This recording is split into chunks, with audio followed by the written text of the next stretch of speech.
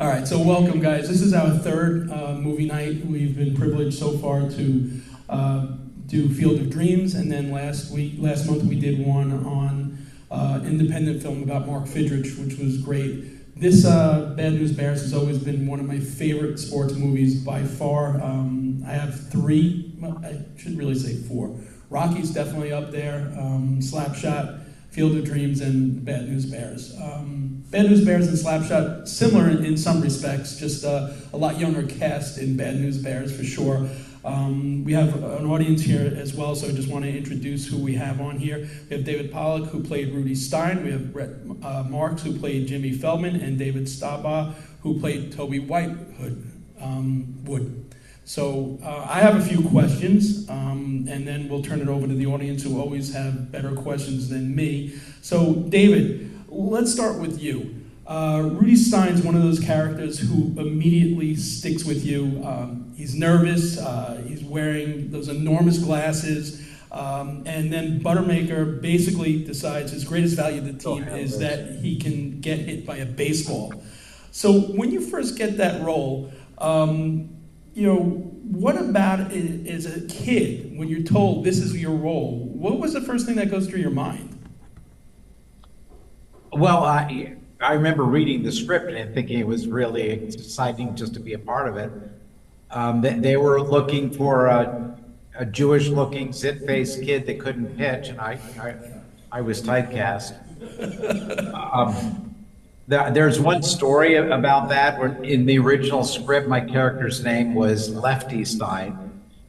And when we did the roundtable script reading, I pointed out to Michael Ritchie, our director, that not only was I not left-handed, I wasn't a very good pitcher with my right hand.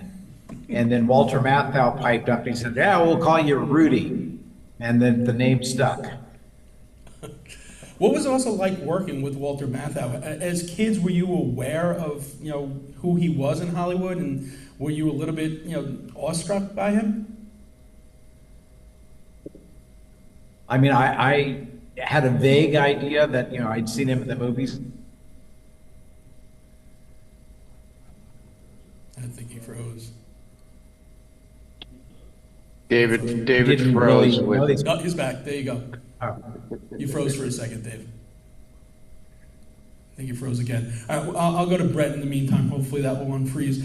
Jimmy Feldman, probably one of the quieter Bears. He's not Tanner. He's not an Engelberg. He's not a Mod, but he's always there. What do you remember about creating Jimmy's personality? And did you and the other kids talk about what traits you were going to take on as you were handed these roles? Oh, no. I don't think we spoke about what our traits were. I think we were, probably cast in some ingenious way for our personalities and how they all fit together as a group. And, I was super thrilled to be part of the Bears. I had played some baseball. I think I probably felt like I was better than I really was. I think me and Staumbaugh were the only ones who actually played Little League. No, I did too. Oh, well, it didn't show, David. That was good acting, though. He was a very good baseball player. He just acted as a bad one. David was awesome. I think looking at the film, I was one of the quieter Bears, but, it added to the layer of all of us en masse. And, I think I added something to it, I guess, the sweet part of it, maybe. Absolutely. So David, the other David, you have an interesting character because he's, kind of the narrator of the team in some ways. He's the most articulate, seems to understand the personality of all the other kids. Did you see Toby that way? And when you're making the movie, did you somehow, when you watch it now, do you realize how central a role you were? Well, I think part of that has to do, I think, as I've reflected on it, with the fact that I was the son of the politician who put the whole team together and was going to sue the league. So I think I picked up some of those traits. I think the idea that he was sort of the politician or the peacemaker, the negotiator, certainly what was a part of the character that I saw develop, certainly in the first movie. And so that was a big part, I think, of who you saw on the screen was. You know, the three of you also mentioned that you played Little League, and, you know, having been around Little League for many years and coaching travel baseball, believe it or not, it's gotten worse than what was portrayed in that movie. When you look back at this, it's 50 years ago. And, you know, I wouldn't say we were innocent back then. I would say we're a lot more innocent than we are now.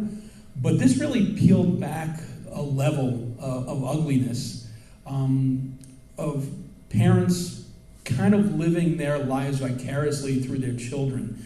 And you see that so much in the Vic Morrow character, and then you see Walter Matthau have a tremendous turn within the movie in that championship, you know, to get to that championship. And, you know, there's that switch in the championship game where he realizes.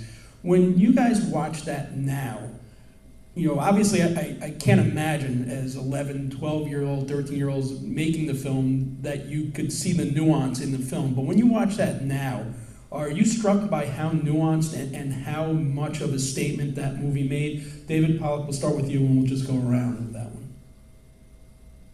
Well, I know we upset a lot of parents.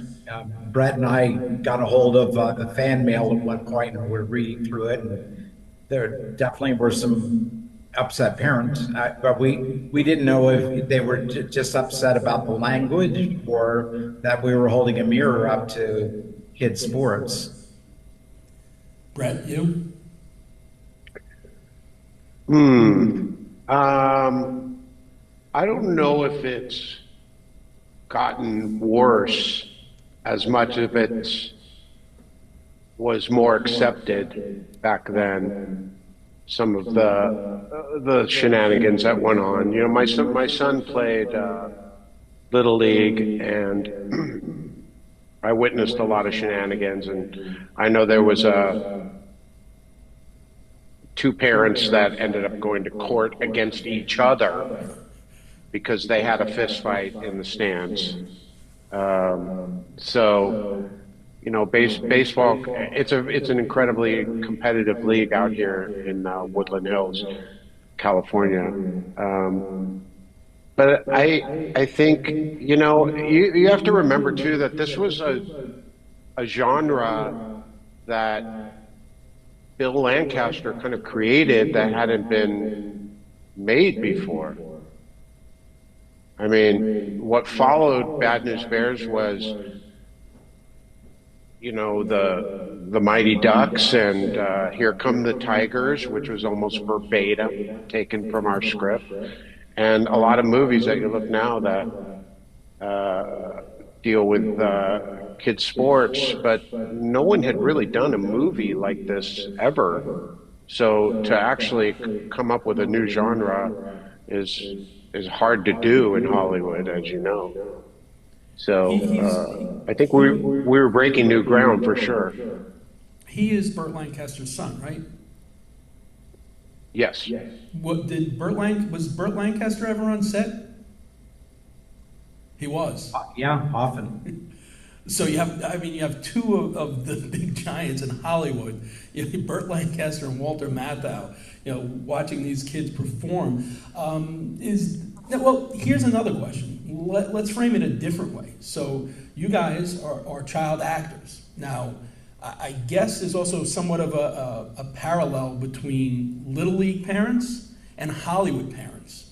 Did you see a correlation between the two? And while this movie is playing out and you're shooting certain scenes, especially the father, why am I blanking on his name all of a sudden? I just said it before. Vic Morrow's character. Vic Morrow. Vic Morrow.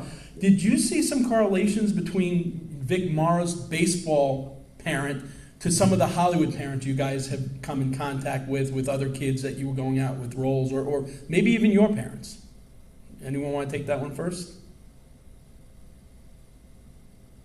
I guess Well, I was just going to say there's certainly a correlation that you could make there, and what's been interesting about a lot of your questions is as you look back on it now, you know, because as 40 and 50 and 60-year-old guys, you know, it's very different than when you were 12.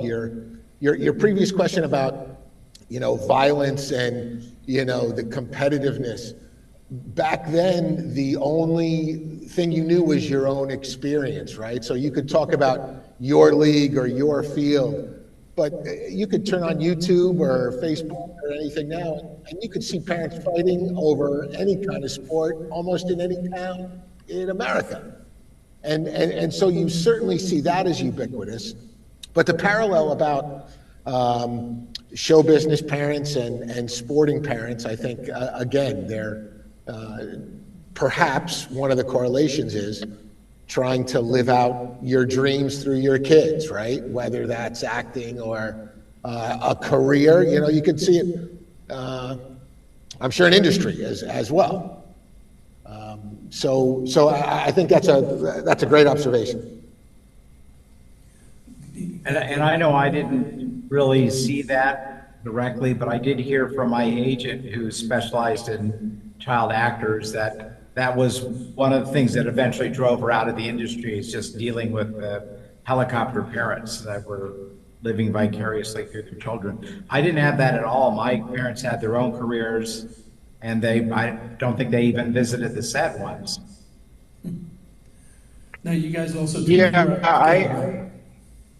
I would also say that, you know, all of our parents, usually moms, were the ones that were on the set the most. We're all really great moms. And I also think that the other change that happened over time since the Bad News Bears was that we had some really, really strong social workers who are our teachers, our set teachers, that really, you know, they had a say, you know, I mean, they had a say in our safety and how things were run and how we were dealt with and also how we were expected to be professionals on the set. And so I think over time that kind of changed, you know. If you look at what kind of occurred after the Bad News Bears in the 80s and 90s, those social workers probably kind of drifted into the shadows a little bit. And then the kids became such huge stars. And they were running around a little bit more uncontrolled than we were. And I think that, sorry, I'm getting this echo, it's throwing me off. I just think that we were, you know, having a good time, and I think that there wasn't, I think, any uncontrolled kids out of the Bears at all. Which is interesting because, you know, the premise of the movie is that you guys were, your manager and some of you guys were out of control. I have to imagine as a parent, you know, sending your kids off to work and, you know, just the stuff that came out of Tanner's mouth. Forget that, you know, getting beers, and that's one of the questions. It wasn't really beer that you guys were drinking, right? No, right. But just that whole scene, that's good. I like that, Fred. You know, what were your parents like? Did they see the script? Obviously, they must have seen the script if they're letting you do it. And was there any reservations about being subjected to that language on a daily basis? I don't really remember it personally being a big deal. I mean, when you've got, like you said, kids are going out, you're making a movie about baseball, which is, as Brett said, what a couple of us do during the summer, you know, anyway, and to get paid for it, to hang around with, you know, a dozen great kids, like you said, Walter Matthau and Tatum O'Neill.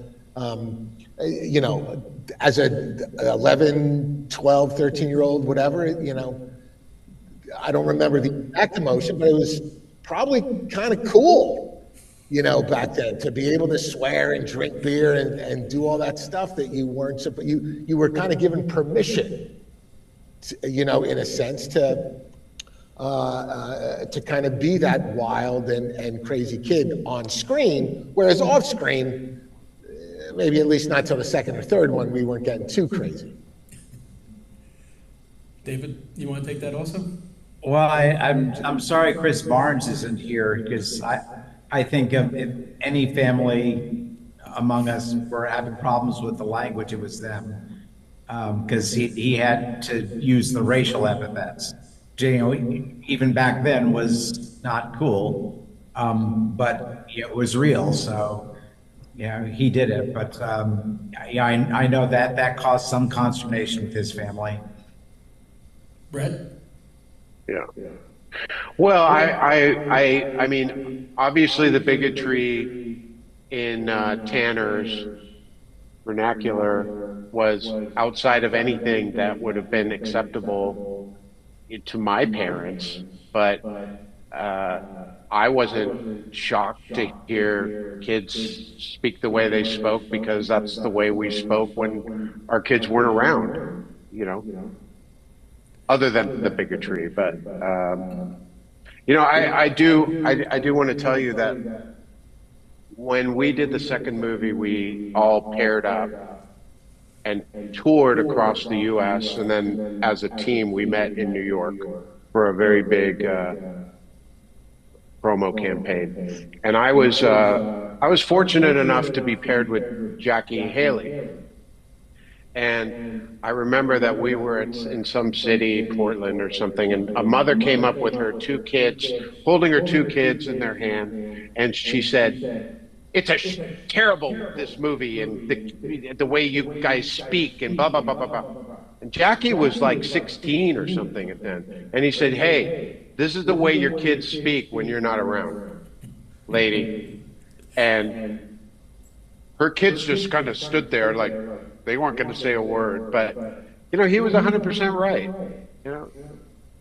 Listen, you know, The other thing, if I can just build on what Brett's saying there a little bit too, I think when we were all making this movie, I think a lot of people, you know, were thinking this was a kids movie, right? It's a kids movie about baseball and Little League. And I think the older and older we got, we realized that this isn't a kids movie. It's a movie with kids, but it's a very adult movie. When in my 40s and 50s, every time I would have friends of mine tell me they're going to show, and they found out I was in the movie, and they told me that they were going to let their kids watch the movie, I would say, well, are you renting it from Blockbuster, or are you watching it on TV? Because it's a very different movie when it's edited for television. And so I think that realization that it really was an adult movie that featured kids, not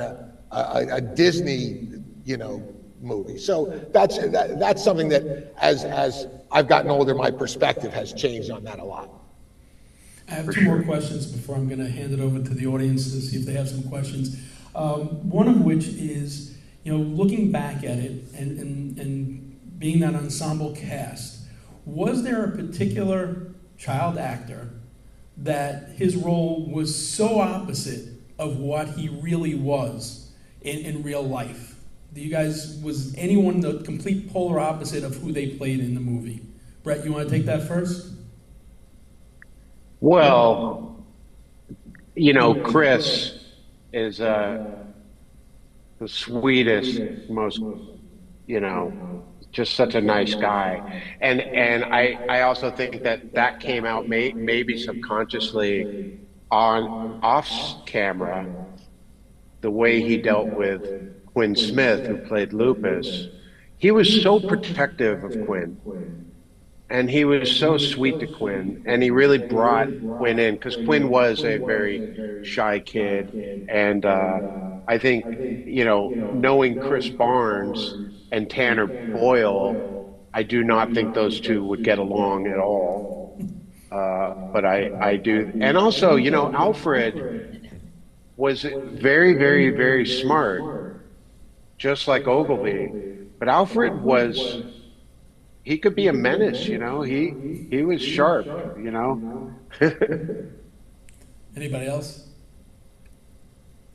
I don't know. I'm glad Brett, mentioned Chris, and David mentioned Chris, already as well. I think he's probably the most diametrically opposed to the character that he played. I felt like I was very similar to the character that I played. I grew up watching baseball. I grew up as a Mets fan. I grew up watching Kiner's Corner. So to me, baseball was kind of everything. So I think all of us probably on a scale related very well to our characters. But in answer to your question, I think hands down, everybody would say Chris. And I'd also point out that Vic Morrow was not at all like his characters on TV or even in the movie. He was the sweetest, kindest guy you'd ever want to meet. Interesting. Yeah. So I guess the last question for me would be, you guys are so young. That movie is so successful. How do you guys deal with that level of success so early on?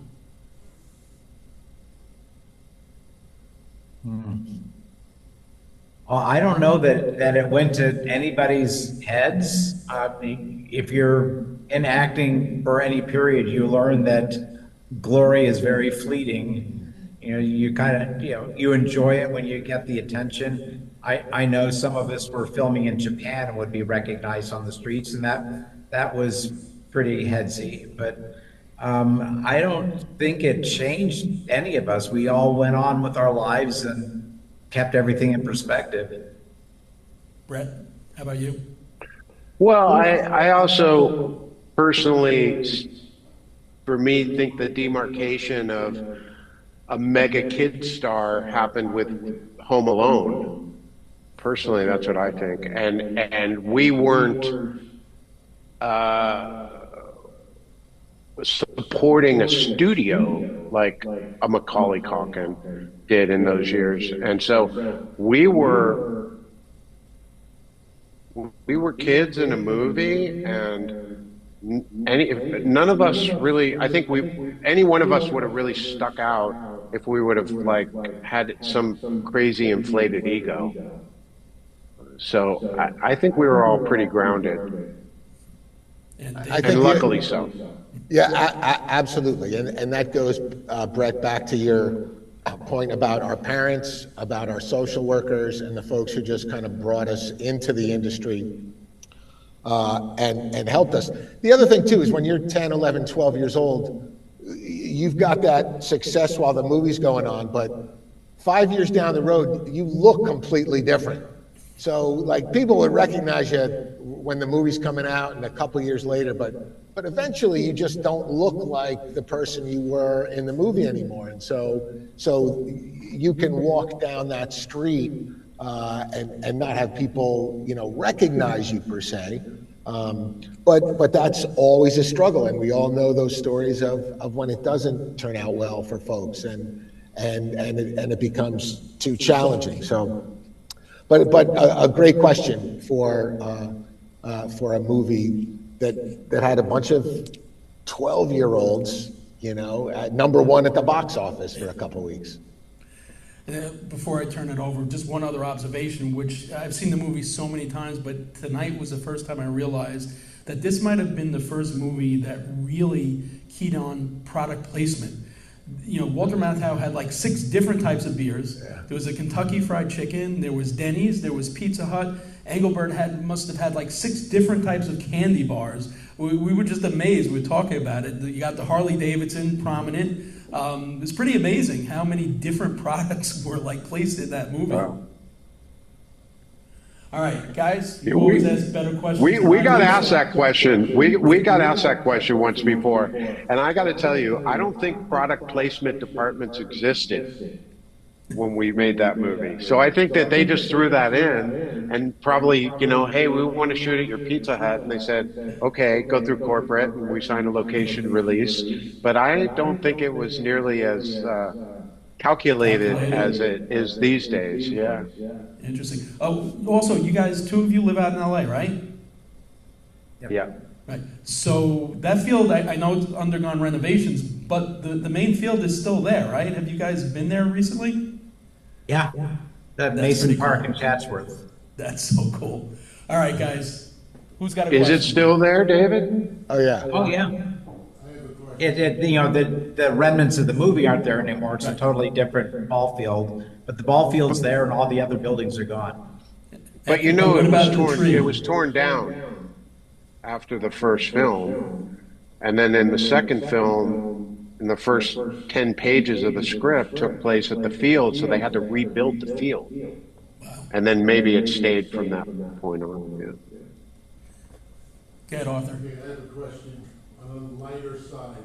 Was it harder to miss the baseball and look like you weren't really a good ball player than it is to catch the ball? Was that like a problem during filming?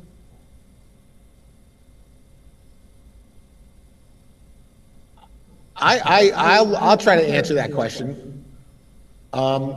Again, I was one of the guys that was a player, and so I don't remember missing a catch. I do remember I don't think I ever got up to bat in the first movie. I don't think they ever showed me hitting in the first movie. I got to do the hidden ball trick in the second movie, but I'll let Dave or Brett speak to that. But I don't really recall acting and missing a play. Well, there's one scene where Kelly Leak is covering for everybody, and there's a fly ball, and I'm kind of watching the ball and Kelly Leak and going back and forth, and I missed the ball there, but that was way it was scripted. Mm-hmm. Yeah, I don't think there was much acting in terms of the flubs that you see.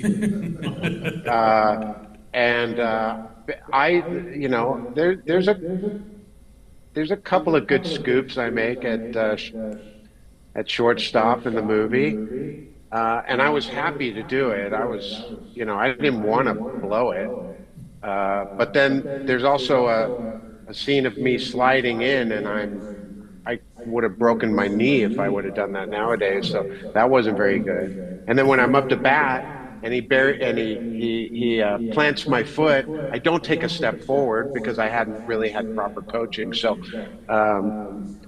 if I looked like I wasn't doing very well in some scenes, it was true. It was real.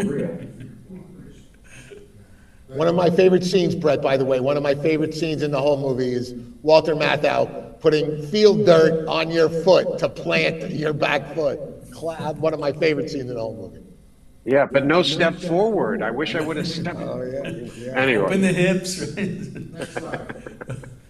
Someone else. Lon, go ahead. Hello. I have one of my children is an adult, and he's involved in acting.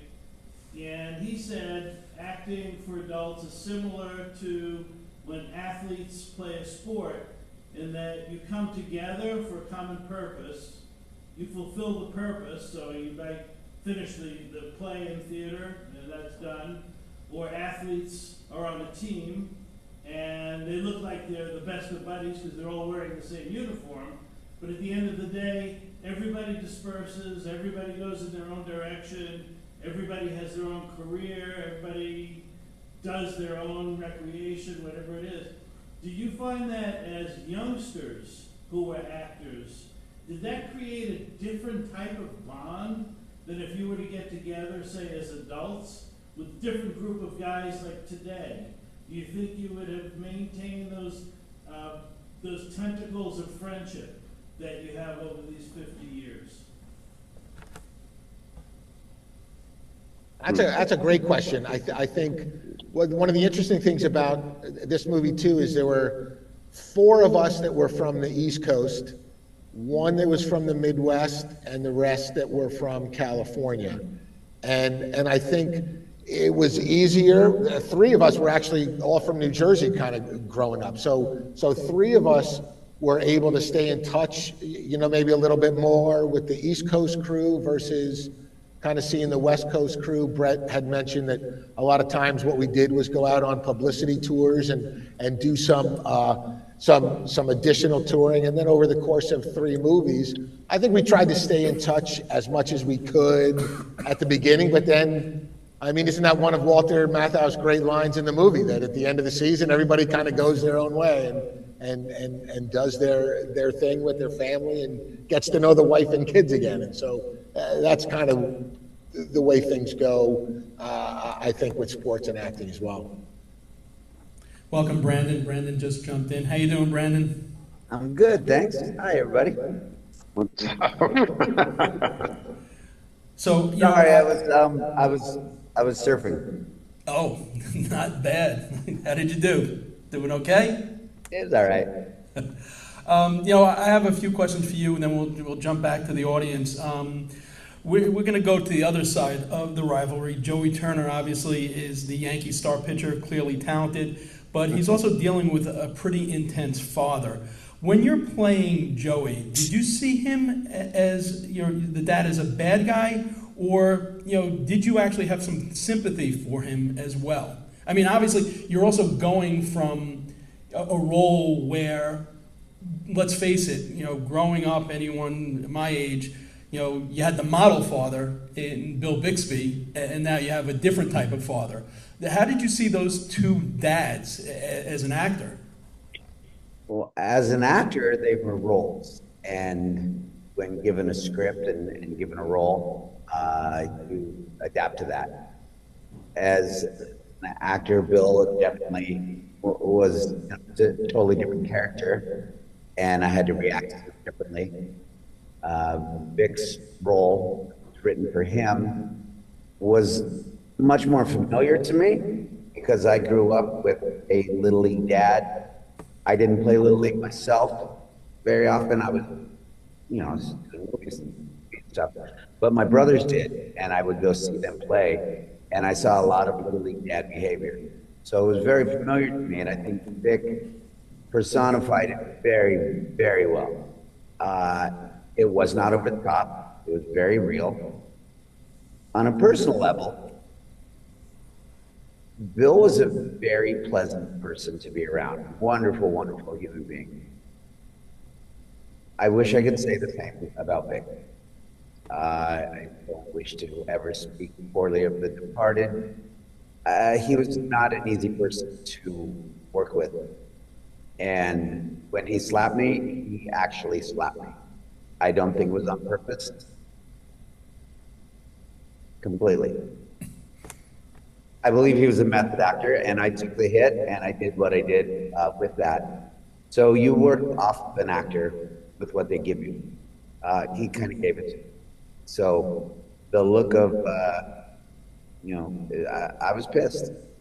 So it was pretty real, but it was also. So I think it actually benefited the movie because it was a point in the movie that was being driven by the writer and the director and everybody, that this is what happens when you get a bit too involved. And Little League dads can get way too involved. It's just a game. We were just kids. It should be left at that. But it went a little further, and you all saw it. It was one of the realest parts of the movie, in a movie that was full of very real things. Yeah, we discussed that. It definitely shined a mirror on Little League dads.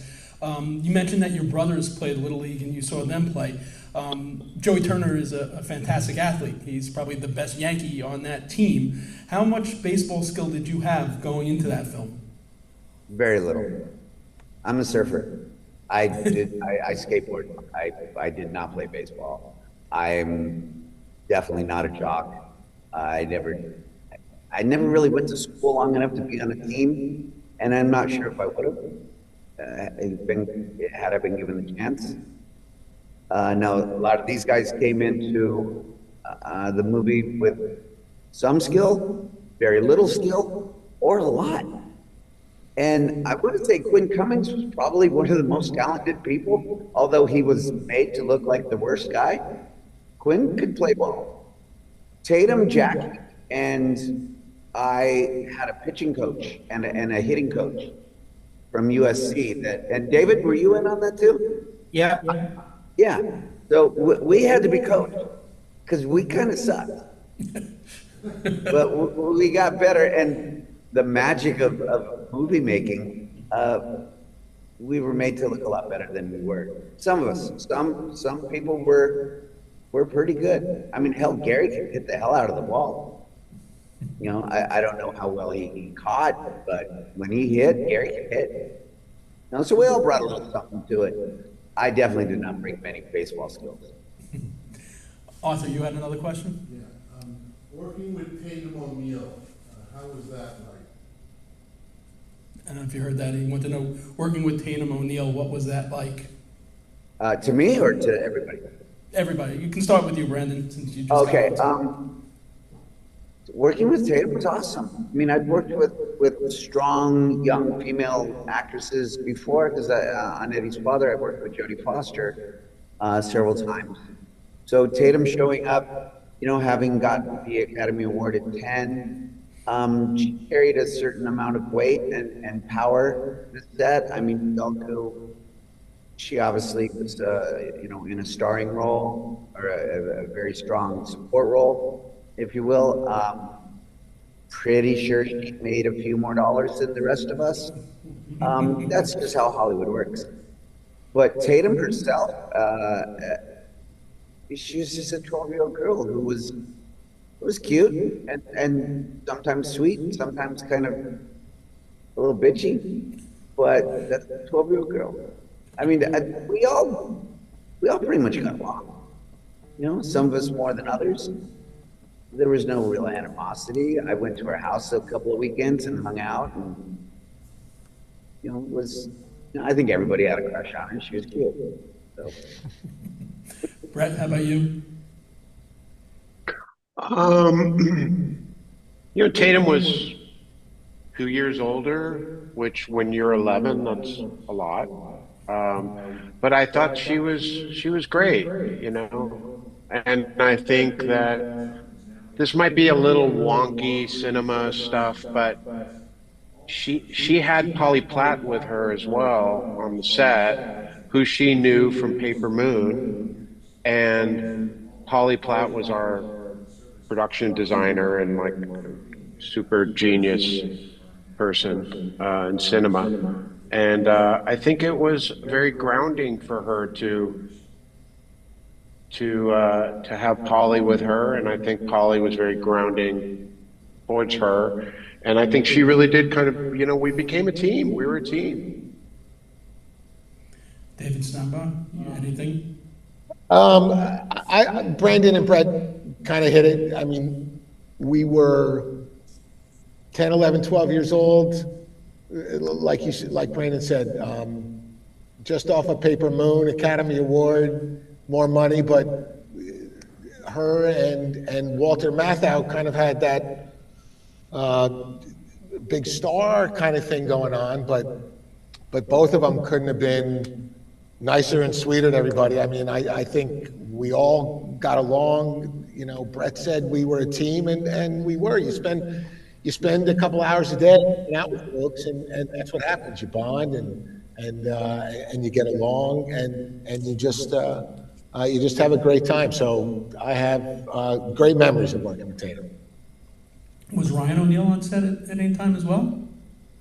I remember seeing him personally a couple times. I don't think he was there all the time, but I remember. Tell me if I'm right about this, Dave and Brett. When we shot the still for the team picture, for some reason I remember him being there that day. I don't know why, but I remember him we were in a big park somewhere playing Frisbee or something like that. I don't know if that was maybe just a Mandela effect or whatever, but I don't know. Yeah, It's not too shabby. Well, he was amazing. He was in Mason Park as well. Yeah. For sure. Yeah, he was there a couple times, but he was in Europe filming Barry Lyndon most of the time. And I think that's a big reason Polly was there a lot, because Tatum needed, the adult supervision, which, some of us did not want or require, but Tatum needed the grounding, and Dad wasn't there. We all had our grandparents. Not too shabby to be 11, 12-year-olds around Burt Lancaster, Ryan O'Neal, and Walter Matthau. Lou, you had a question? Yeah, curiously, were you all you fellas on the same pay scale? Or is it a Hollywood thing that everybody got the same? And did you ever hang out or see any of these big-time actors post-filming? It's hard for us to hear the question. Can you repeat the question? I can tell by the shrug. Some people heard the question. So, as child actors, were you all on a same pay scale, or were people that had maybe more experience get more money, or were you probably not even aware of that as kids? So, David, you want to take that? I'm going to refer to David Pollock as David, and I'm going to... Okay.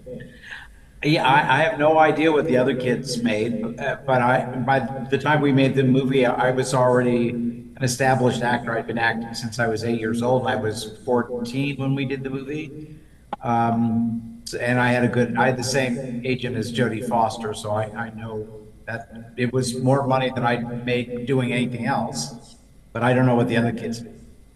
Yeah, I had a good agent, and there were negotiations. I'm pretty sure I made more than some, less than others. It wasn't really a big thing. Yeah. At that point, it was 1975 money. So, today, my daughter's an actor. She makes a couple bucks more than I did at that time. So, I think we were all just happy to be on a movie and having fun. Yeah. It's not like we really saw the money. It just went into a bank account somewhere, and part of it was set aside for the Jackie Coogan Fund. All right, so final question to all of you. I appreciate your time tonight. We loved watching the movie again. Can't even believe it's 50 years, and I probably have seen that movie as much as any other movie. Maybe The Breakfast Club, because whenever it's on cable, it seems like it's on cable every night. For some reason, I don't change the channel. But 50 years, reflecting on the movie, when you watch it, when you talk about it, what's the first thing that comes to your mind? David, we'll start with you. Oh goodness! It's kind of like watching old home movies, because it's you were there. So yeah, it brings a lot of memories, and it seems like I see something every time I watch it that I missed before. So there's a lot going on, but it's fun having these little reunions, because I'm learning a whole lot more from the other guys and what they were experiencing. Dave, you? I would say that the first thing that comes to mind for me is how funny it was. It was a funny movie. We just had a couple months ago at Turner Classic Movies Film Festival, had a screening of it, 50th anniversary screening. And one of the things, we all watch it now if it comes on our TV or something. We're watching it by ourselves. We're not watching it with 300 or 400 other people like we used to. And to watch that movie again in a big theater with a big audience and hear people laugh and cheer, and it's just a funny movie. And it still holds up. And I think that's why we're sitting here around talking about it tonight, because it holds up and it's just a great movie. Brett, for you?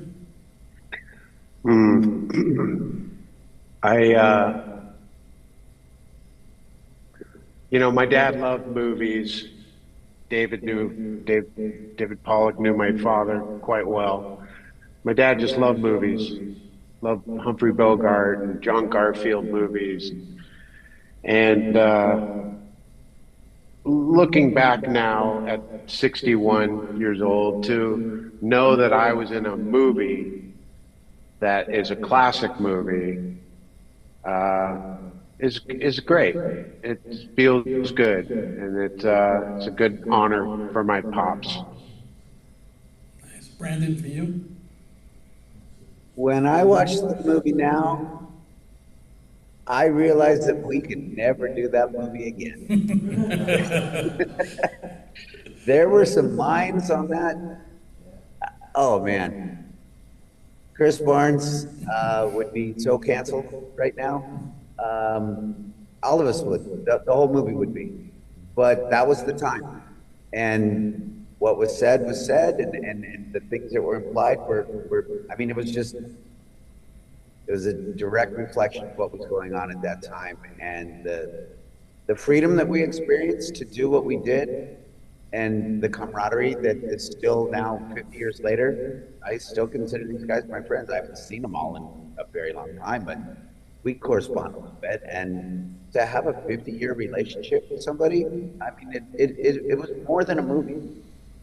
It was an experience that I will carry with me for the rest of my life, and one that I'm, you know, it's in probably my top 5 proud of being included in it.